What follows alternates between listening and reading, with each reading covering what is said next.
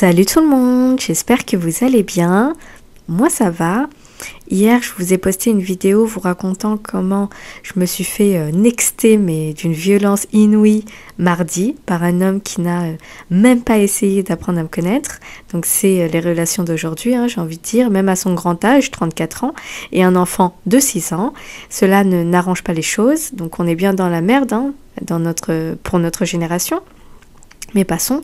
Après vous avoir posté la vidéo, j'ai écouté un live sur Instagram, sur le compte de Tatiana, un live d'exception. C'est le live par excellence qu'il ne fallait pas manquer. Dans ce live, il y a eu 3 intervenants masculins, franchement, d'une très haute qualité, d'une très bonne qualité. Ça a été explosif. Et ça a été tellement explosif que j'ai enfin pu avoir la dernière pièce du puzzle qui me manquait pour comprendre pourquoi je pataugeais dans la sphère des relations.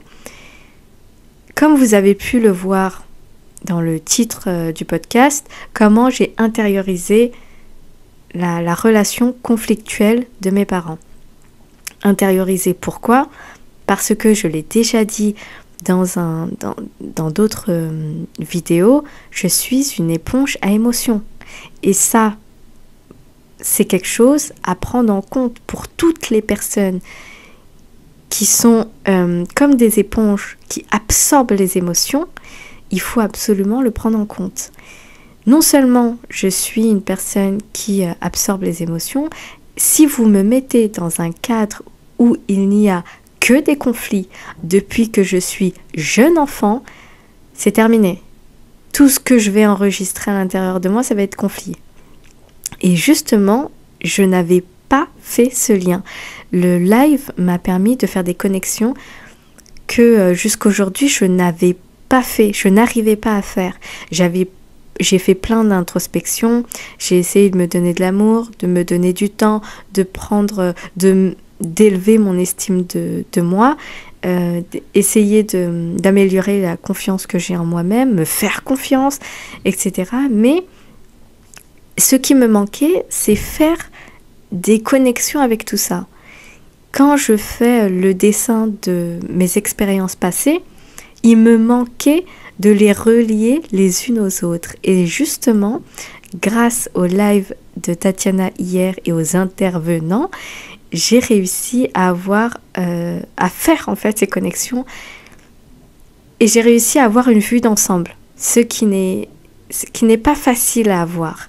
J'ai compris pourquoi je patauge dans la sphère relationnelle et j'ai même fait un lien avec la relation avec mon ex. Alors pour vous dire, désormais je vois les choses avec une telle clarté que je remercie vraiment d'avoir fait ce live hier. Alors comme vous avez pu le constater, le titre c'est « Comment j'ai intériorisé la relation conflictuelle de mes parents ». Ce que j'ai intégré à l'intérieur de moi, c'est les relations hommes-femmes, c'est rempli de conflits. On ne se comprend pas. On ne se comprend pas, on ne s'écoute pas, on ne s'aime pas, on ne s'épaule pas. C'est tout ce que j'ai intériorisé à l'intérieur. Mais principalement, la détresse de ma mère. Et je vous dis ça, ça me pique, parce qu'aujourd'hui, je ne parle pas avec elle. Je me tâte à reprendre contact pour savoir comment elle va, mais le fait qu'elle-même, elle s'en fout un peu de savoir si on est vivant ou pas, ça me fait mal. Mais ça, c'est un autre sujet. Ce qui me pique, c'est le fait que j'ai essayé de reproduire inconsciemment cette atmosphère conflictuelle avec mon ex. Et je pense même que c'est pour ça que j'ai accepté qu'il entre dans ma vie. Au départ, quand il s'est présenté à moi, c'est quelqu'un que je connaissais depuis le passé. D'accord ? C'était une relation inachevée. Et des années après, on s'est revus et on s'est mis ensemble. Moi, tout ce que je voulais, c'était être en couple. J'ai pas procédé étape par étape. Je me suis pas posé la question, qu'est-ce qui a fait qu'aujourd'hui on est ensemble ? Pourquoi on est ensemble ? Et où est-ce qu'on va ensemble ? Normalement, c'est des questions qu'on se pose effectivement dès le début de la relation. Et c'est vrai que j'ai préféré passer cette étape en me disant, bon, bah, on verra. Mais en fait, non. Grande erreur. Il ne faut jamais faire ça. Il faut se demander dès le départ où est-ce qu'on va. J'avais pas fait un topo sur qui j'ai en face de moi. Est-ce qu'il est capable de m'apporter ce dont j'ai besoin? Est-ce qu'il est là pour qu'on partage, pour qu'on construise? Ou est-ce qu'il est juste là pour passer le temps et avoir une fille à sa disposition? Donc c'est pour ça que je vous dis que là a été mon erreur. Par la suite, le temps est passé et ça a été conflit sur conflit. Pourquoi? Parce que, et je l'ai compris hier, j'essaye de reproduire, alors inconsciemment, involontairement bien évidemment, j'ai essayé de reproduire cette atmosphère conflictuelle et de le réparer. J'ai essayé de prendre un bras cassé, qui était mon ex, et de m'attarder sur lui en me disant, il va me donner une vision, il va me sécuriser, il va m'apporter ce dont j'ai besoin, on va être dans le partage, on va construire quelque chose, même si pour l'instant c'est difficile, on va y arriver. J'ai mis finalement de l'espoir là où il ne fallait pas. Mais quand on ne sait pas qu'on essaye de reproduire le schéma de ses parents, on n'en a pas conscience, et on se mord les doigts. Et pour vous donner un exemple, c'est une situation qui s'est passée dès le début de ma relation avec mon ex, et je vous dis ça avec beaucoup de honte, d'accord? Une fois, il est venu à la maison et il avait faim. Donc il a commandé sur Uber Eats à manger. Il est en train de choisir et à aucun moment il m'a posé la question est-ce que tu veux que je te commande quelque chose? Il a commandé pour lui. Il est parti par la suite chercher sa commande. Il est descendu chercher sa commande. Il est remonté. Il a mangé devant moi. Voilà ce que j'ai accepté. Il a mangé devant moi. Par la suite, il me tend sa barquette de frites et il me dit « Tu en veux ?» J'étais dépassée. Quand je vous dis j'étais dépassée, c'est... À l'intérieur de moi, c'était une tempête. Mais je me suis dit, c'est pas grave. Il peut s'améliorer. Il peut devenir l'homme qui protégera sa femme. Il le peut. Je sais, j'ai envie qu'il réussisse et j'ai envie d'arriver à ce résultat, comme si je me prenais pour Dieu. Et j'ai envie d'arriver à ce résultat de, avant c'était un bras cassé, aujourd'hui il va bien. Il s'est mis sur le droit chemin. Sauf que je suis qui en fait? Je suis qui?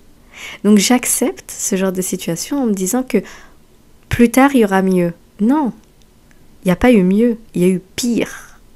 Parce que non seulement il m'a jamais acheté un malabar, on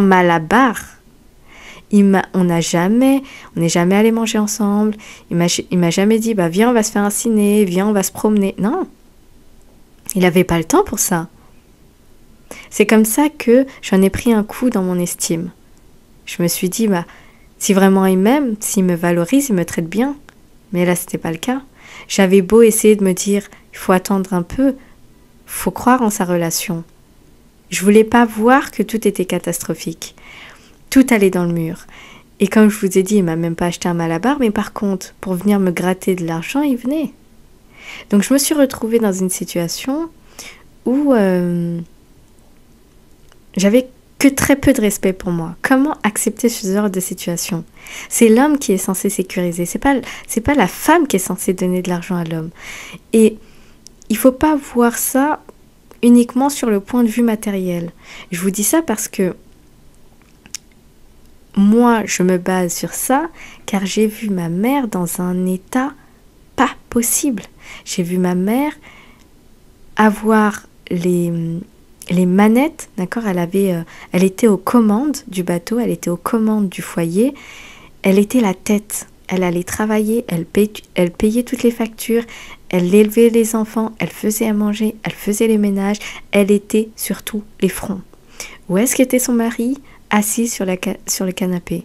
À aucun moment, il lui a posé la question. Jamais, en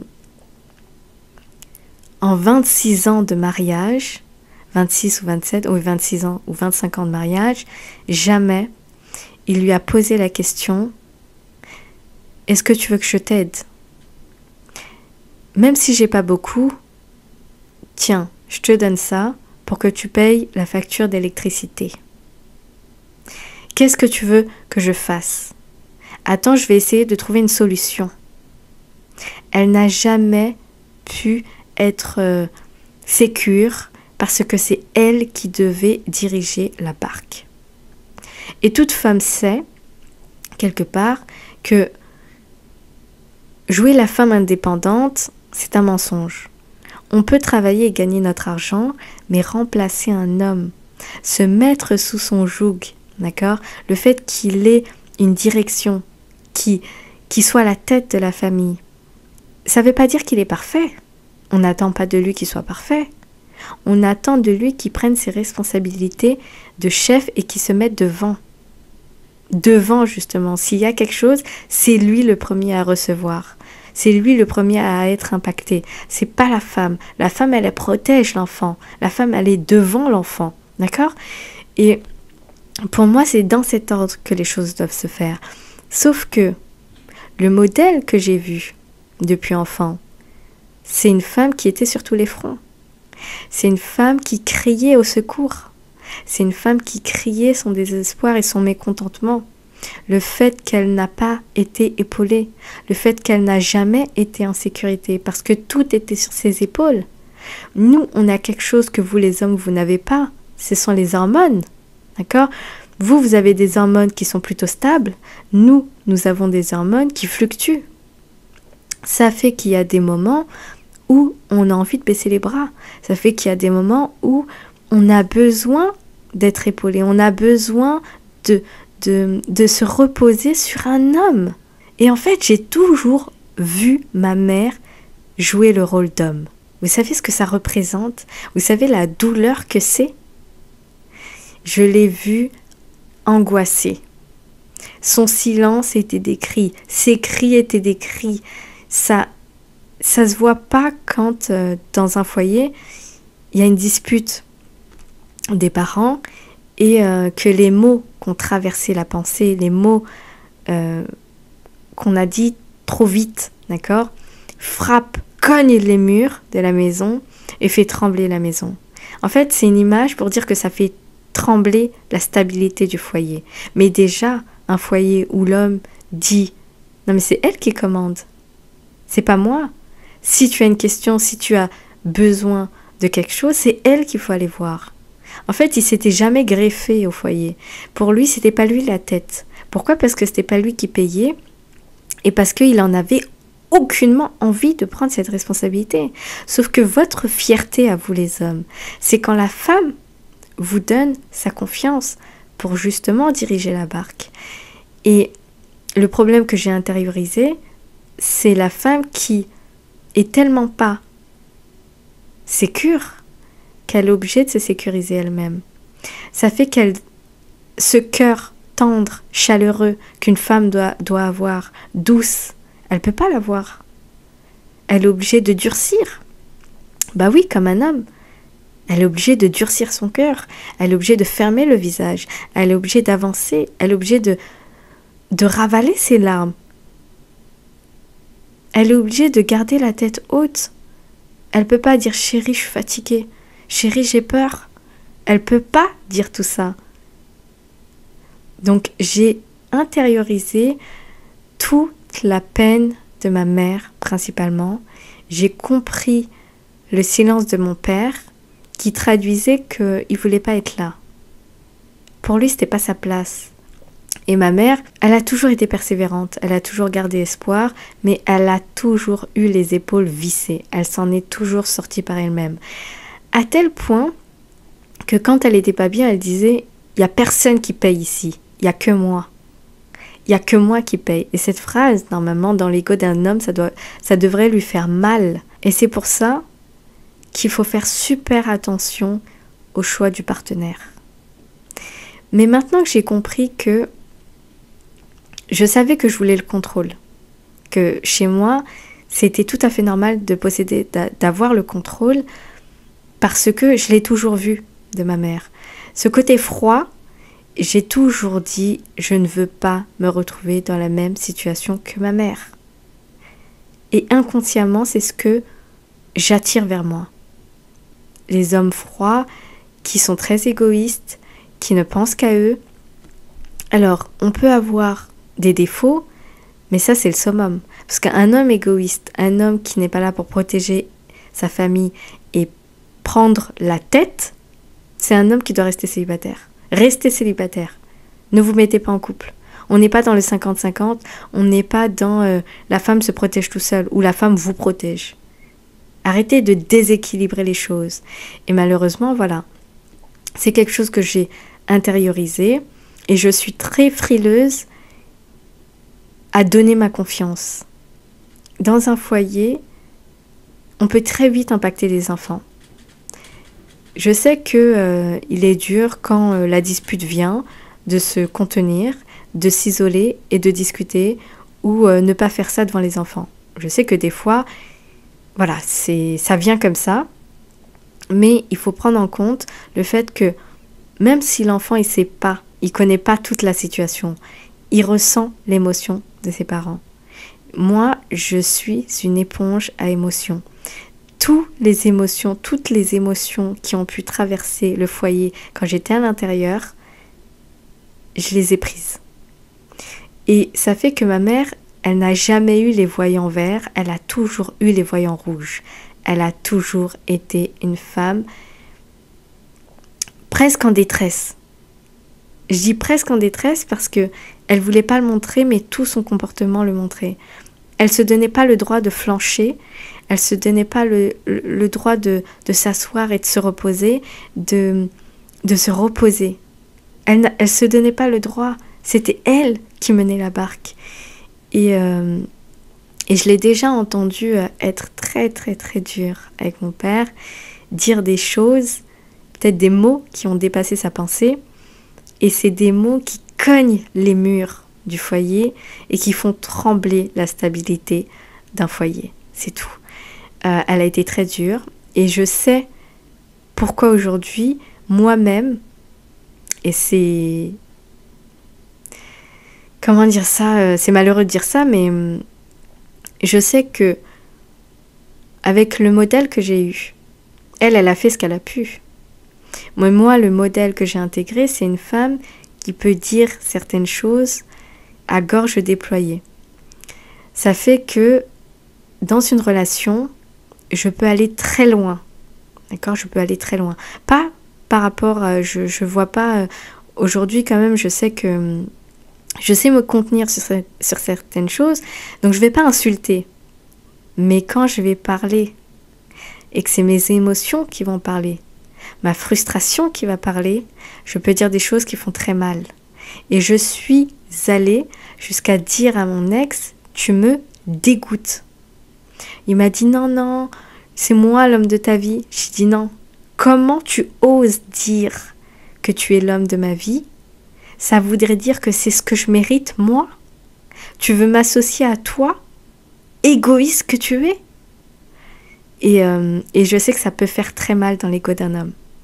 Et je sais que si l'homme en face de moi ne me donne pas de cadre, et ça ne veut pas dire me frapper, me dire quoi faire, mais s'il ne m'impose pas, s'il ne me donne pas de cadre, je ne sais pas comment l'expliquer, je peux lui marcher sur la tête. Je peux lui marcher sur la tête et lui donner des coups de talon. C'est une image, n'y voyez pas de la violence. Ce que je veux dire, c'est que je vais marcher sur lui. Et on appelle ça femme de caractère, mais c'est juste une femme qui n'a pas grandi en étant encadrée. Donc je peux dire des choses, j'ai pas peur de dire certaines choses. Et pourtant j'ai été avec différentes personnes. Il y a des personnes avec qui, mais jamais de la vie, l'idée de parler à gorge déployée m'est venue. Parce que c'était des hommes qui inspiraient, je dirais pas la crainte, mais un cadre. J'ai pas d'autres mots pour dire. par leur présence. Ils n'ont pas besoin de dire attention, moi, tu vas parler correctement. Non, c'était des hommes qui, tout de suite, tu sentais que tu pouvais pas faire la folle avec eux. Et tu as des hommes avec qui je pouvais faire la folle. Je vous dis la folle, ça n'avait pas de limite. Je me rappelle qu'une fois, je parlais avec un homme, j'étais au lycée, et enfin un garçon, j'étais au lycée, et je lui disais de ces choses. J'étais très, très, très mal polie. Mal polie, encore une fois, ça ne veut pas dire insulter, mais j'insultais son rôle d'homme. J'insultais sa personne, j'insultais son ego, j'insultais son être par mon attitude. Je braille comme ça, je dis tout et n'importe quoi. Et une fois, ma mère, elle m'a fait la réflexion, mais avec qui elle parle, elle? Et en fait, c'est quelque chose qui... Je peux même dire que c'est l'Église qui m'a permis de comprendre qu'il fallait pas se comporter comme ça avec un homme. Il fallait pas se comporter comme ça. Et voilà, dans ma vie, j'ai eu une phase où je me cherchais, j'avais besoin d'un cadre et je me suis dit pourquoi pas la religion. Je cherchais quelqu'un pour me protéger. Voilà, j'ai dû tester ce que c'était qu'avoir la foi, l'Église, qu'est-ce que Dieu disait par rapport à tout ça. Et c'est vraiment en passant par là, alors aujourd'hui je suis plus dedans, mais j'ai quand même gardé tout ce qu'on m'avait appris. Le fait de respecter un homme, c'est super important de respecter un homme. Mais les hommes, j'ai envie de vous dire, quand vous faites face à des pierres brutes comme moi, il faut que vous ayez les reins solides. Si vous acceptez tout et n'importe quoi, c'est terminé. On vous respectera jamais. Et c'est justement, c'est même pas uniquement ça, c'est le fait aussi que si vous doutez de vous, je vais le sentir. Si vous doutez de votre capacité à diriger, à prendre une décision, je vais le sentir. Et ça me fait écho avec cet homme que j'avais rencontré sur le site de rencontre qui m'a posé 3 fois la question j'espère que ça va te plaire, j'ai choisi un lieu pour manger, j'espère que tu vas aimer, oh je suis très stressée, j'espère que tu vas aimer. Et à un moment j'ai dû lui dire mais c'est juste de la nourriture, je vais bien trouver quelque chose à me mettre sous la dent, pourquoi tu paniques? Et justement je sais déjà d'avance que j'aurais pu écraser sa tête. J'aurais pu l'écraser, je le sais. J'ai déjà été avec des personnes, l'idée de l'écraser m'a même pas traversé l'esprit. Donc, tout le monde n'est pas constitué pareil, mais il y a des hommes, ils doivent renforcer leur confiance en eux. Tu peux pas te mettre à douter pour des conneries. C'est de la nourriture. Il y a rien de... Ça n'engage à... Enfin, je veux dire, il n'y a pas de danger, il n'y a pas de... Ça va aller, mais c'est moi qui dois te dire ça va aller. Toi, tu as choisi ce lieu en te disant que il est peut-être bon. Voilà, j'ai fait le maximum, j'ai fait des recherches, on me l'a conseillé, on m'a dit qu'il était bien. Bah voilà, t'as fait ta part. On rentre, on mange, si j'aime pas, c'est mon problème après. Toi, t'as fait ton maximum. Pourquoi paniquer? Pourquoi se mettre à trembler pour des choses comme ça? Imaginez dans une situation où c'est critique. Si vous vous mettez à trembler, c'est quoi? C'est moi qui vais devoir vous rassurer? Non. À un moment, soyez un peu plus solide que ça. Tout ça pour dire que j'ai compris qu'avec mon ex, j'essayais beaucoup de reproduire, du moins je l'ai compris, j'ai essayé de reproduire cette relation conflictuelle que j'essayais de réparer, d'améliorer comme si je me prenais pour Dieu, mais on est beaucoup dans ce cas-là. On a été modelé par le schéma de nos parents, parce que c'est eux qu'on a pris comme modèle, et on se retrouve avec plein de tares. C'est pour ça qu'il faut une remise en question. On ne peut pas se dire moi j'ai grandi comme ça, c'est comme ça que je suis. Non, il faut remettre en doute comment tu as vécu, qu'est-ce qu'on t'a appris, qu'est-ce que tu as vu, qu'est-ce que tu as intégré en toi. Et aujourd'hui, pour moi, et je vais vous dire ça de manière très très claire, un homme, ça paye les factures, ça paye le loyer. Pour moi, c'est c'est vos couilles en fait. Désolée de la vulgarité, mais pour moi c'est vos couilles. On travaille tous les deux, d'accord? Le fait que vous donnez ce que vous avez, c'est un gage de t'inquiète, j'ai peut-être pas grand-chose, j'ai peut-être pas des mille et des cents, j'ai peut-être pas le compte d'Elon Musk, mais tu vois, je travaille et ce que j'ai, je paye les factures avec, je paye le loyer avec. Moi, tu m'enlèves pas ma place de bonhomme. Je le fais, je prends cette responsabilité-là. Je sais que si je le fais pas, tu pourrais le faire. Mais après, tu vas commencer à me dire des choses comme c'est qui paye ici? Qui est-ce qui paye? Ma phrase a été mal construite. Qui est-ce qui paye ici? La personne qui paye, c'est la personne qui a le devant, qui a le dessus. C'est comme ça que ça se traduit dans la réalité. Et je ne vous parle pas d'argent de poche pour vous payer des loups-boutins. Si vous avez de quoi donner un peu d'argent de poche, tant mieux, d'accord? Si vous n'avez pas, le peu que vous avez, donnez-le, d'accord? Payez les factures, payez le loyer. Et je dis ça encore parce que moi, le discours des hommes, là, 50-50, ça me gave. Alors effectivement, il y a 2 salaires, mais mettez vos couilles sur la table, d'accord? La femme ne peut rien vous dire si le peu que vous avez, vous le mettez dans les factures. J'avais parlé à un homme qui me disait « Oh, c'est une vision archaïque et tout. » Non, c'est la loi de la nature en fait. Quand on se met à payer 50-50, ça veut dire je peux gueuler autant que toi. C'est-à-dire je peux te dire de la fermer autant que toi. Et je vais dans les extrêmes. Mais ça veut dire je suis pas sous ton joug. On est côte à côte en fait. Et demain tu me regardes mal, je te regarde mal. Le problème c'est que la femme, elle a besoin que l'homme soit devant elle. Pour elle, ça la rassure. Et c'est comme ça qu'il faut la sécuriser. Encore une fois, ne partez pas loin, il suffit pas de gagner énormément d'argent, une montagne d'argent. Ce que je vais vous dire, c'est pareil comme avec mon père qui le peu qu'il avait, il le gardait pour lui. Mais ça lui aurait fait plaisir que tu lui donnes ne serait-ce qu'un petit peu de ce que tu as. T'as pas grand-chose, mais tu lui donnes le peu que tu as. Ça la rassure. Est-ce que vous comprenez? Les mots ne servent à rien. On a besoin d'actes. Et dans cette vie, il faut de l'argent pour se sécuriser. Dans cette vie, il faut de l'argent pour payer la nourriture, pour payer le toit. D'accord? C'est ça la sécurité. C'est pas t'inquiète chérie, je vais t'écouter déblatérer. C'est pas ça la sécurité. Et je sais que aujourd'hui, étant donné que j'ai pas eu ce cadre et que je peux très vite prendre le dessus, je suis obligée de choisir quelqu'un qui va me visser. Me visser, encore une fois, ça veut pas dire me taper. Non, ça peut être, il peut être un homme sans lever la main sur une femme. Mais j'ai besoin quand même qu'il me visse.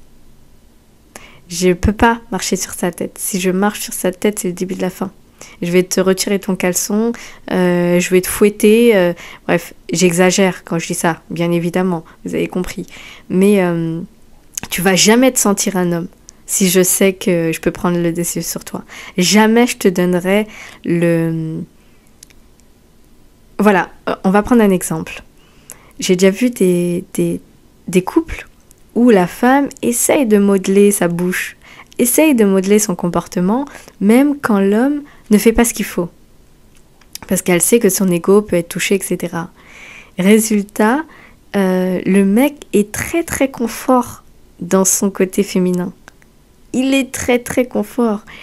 Et elle essaye de se contenir. Ça fait qu'elle se rend malade en fait. Elle se rend complètement malade. Elle se met à avoir des douleurs, des choses comme ça.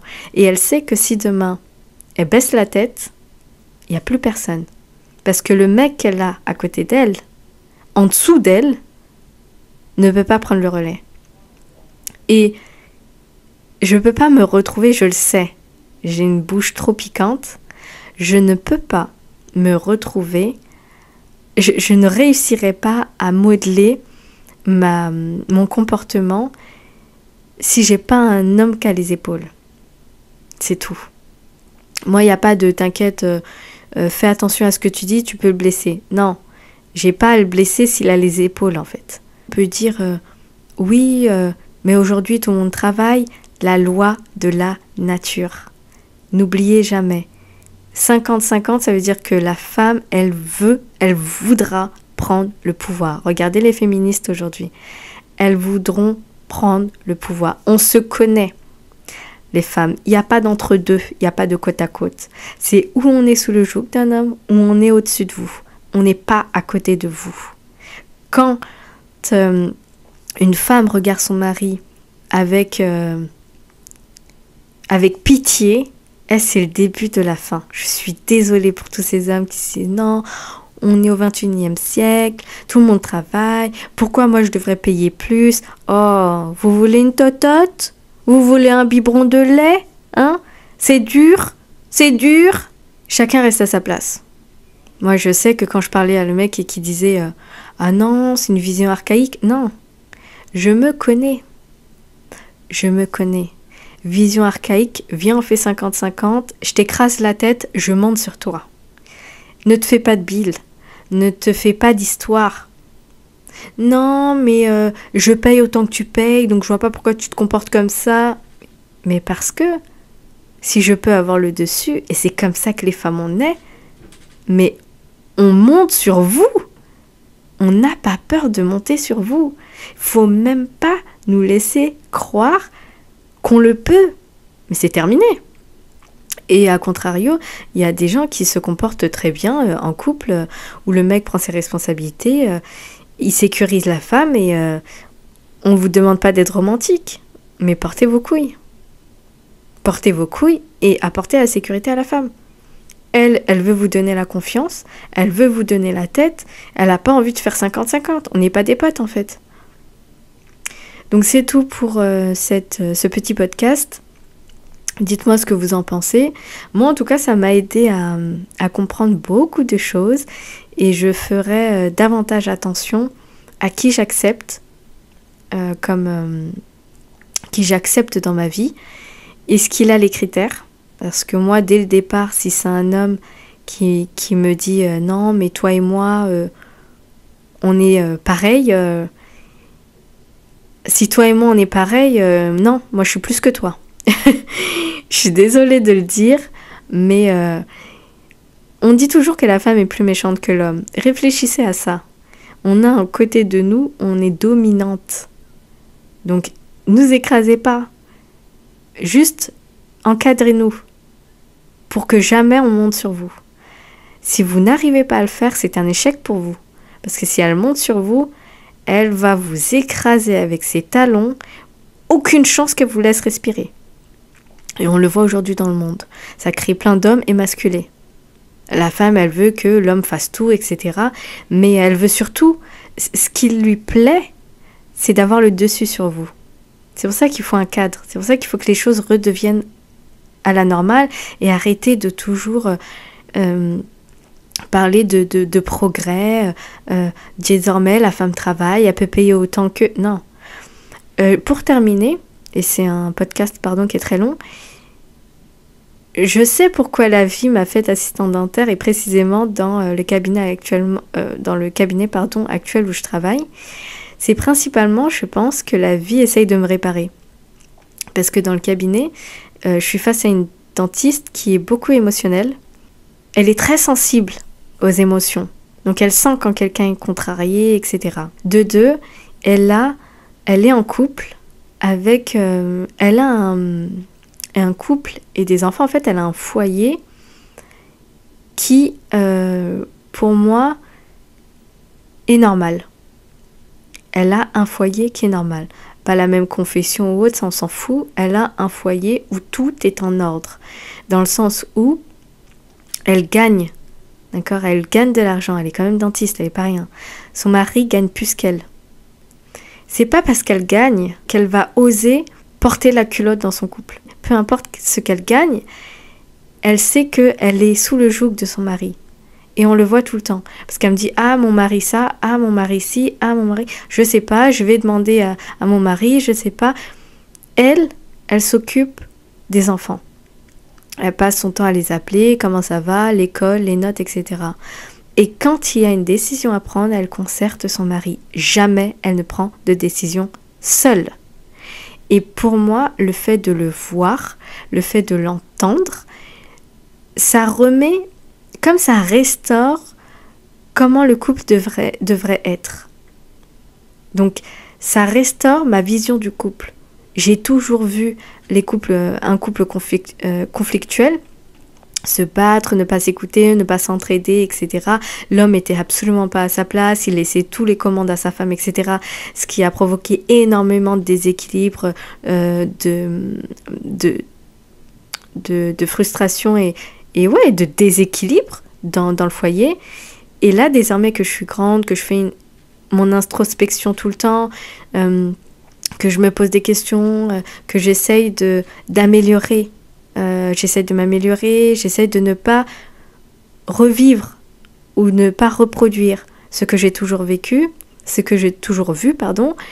Ça demande de te poser des questions, de te remettre en question et je vois un autre modèle. Je suis adulte, je suis consciente du passé que j'ai eu et désormais adulte, je sais le modèle que je veux.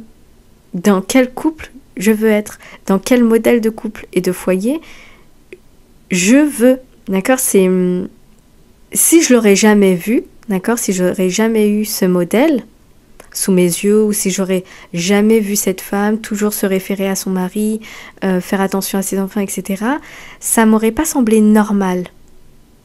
Donc j'aurais pensé que oui, c'est tout à fait normal, comme je vous disais dans ma famille, dans une autre vidéo. Je sais pas si on est maudit ou pas, mais la femme porte beaucoup la culotte dans ma famille. Et ça crée énormément de déséquilibre. Qu'on le veuille ou pas, je crois qu'il n'y a que mon frère qui a réussi à instaurer un foyer avec tout le monde à sa place. C'est-à-dire qu'il est la tête. Lui, il ne se voit pas en dessous de sa femme. Il est la tête, un point, un trait. Et pareil, ma belle-sœur, elle est toujours... il faut que je demande à mon mari, il faut que je demande à mon mari, il faut que je demande à mon mari. Et par exemple, j'ai ma sœur qui va me dire, ouais, mais elle est tout le temps, il faut toujours qu'à chaque fois qu'elle fasse quelque chose, qu'elle se réfère à son mari. Mais en fait, c'est normal. Ce qui n'est pas normal, c'est que pour prendre une décision, tu ne comptes que sur toi. C'est ça qui n'est pas normal. Mais quand on l'a pas vu, on le remet pas en question. Donc, ça dépend de ce qu'on voit en fait. Ça dépend de comment on voit les choses, des modèles qui s'imposent à nous. Il y a des couples dysfonctionnels comme il y a des couples qui fonctionnent très bien. Malheureusement, il y a plus de couples dysfonctionnels.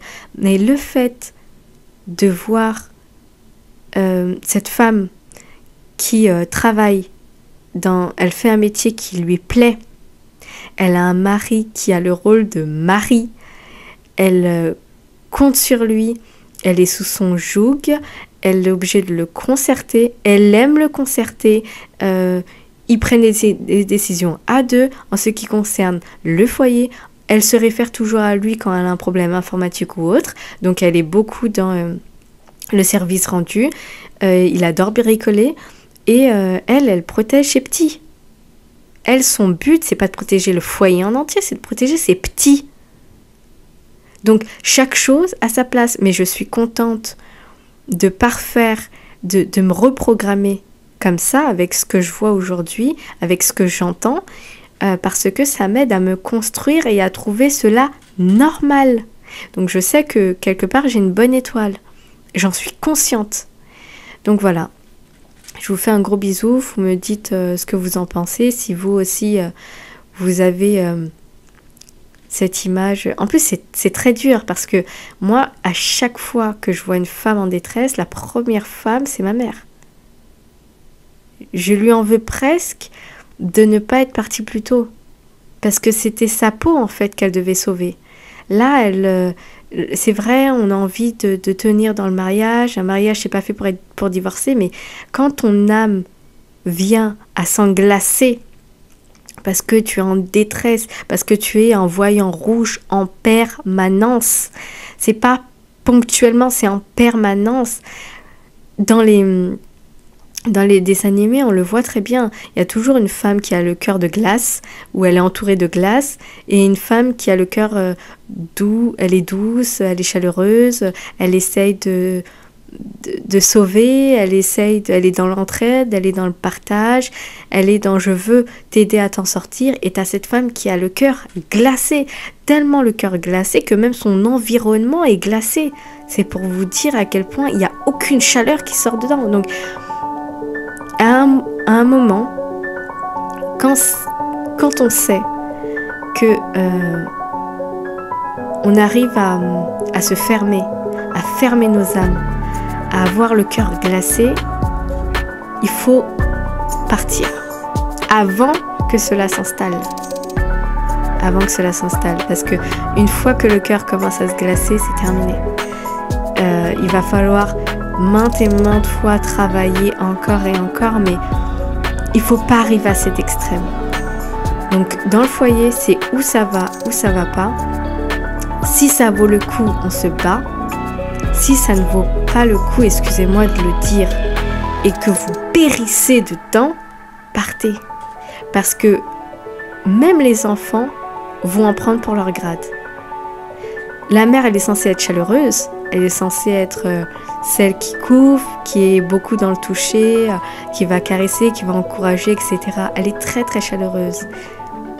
Qu'est-ce que vous voulez faire avec une femme qui est très stoïque ?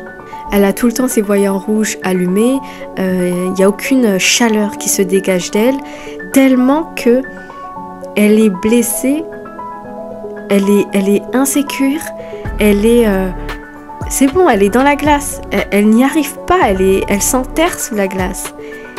Pour moi, avant cette situation, il faut partir. Voilà. Donc je vous fais de gros bisous. On est là pour essayer de s'améliorer. On n'est pas là pour critiquer ou autre. On se fie à... On est obligé de toute façon de regarder en arrière pour comprendre comment on est composé, comment on fonctionne, qu'est-ce qui fait qu'on réagit à telle situation plutôt qu'une autre. Et je pense que c'est que comme ça qu'on va pouvoir se reprogrammer et revenir à l'équilibre. Parce qu'une femme avec tout le temps les voyants rouges allumés, c'est une femme qui perd pied. Voilà. Je vous fais de gros bisous. Bye bye.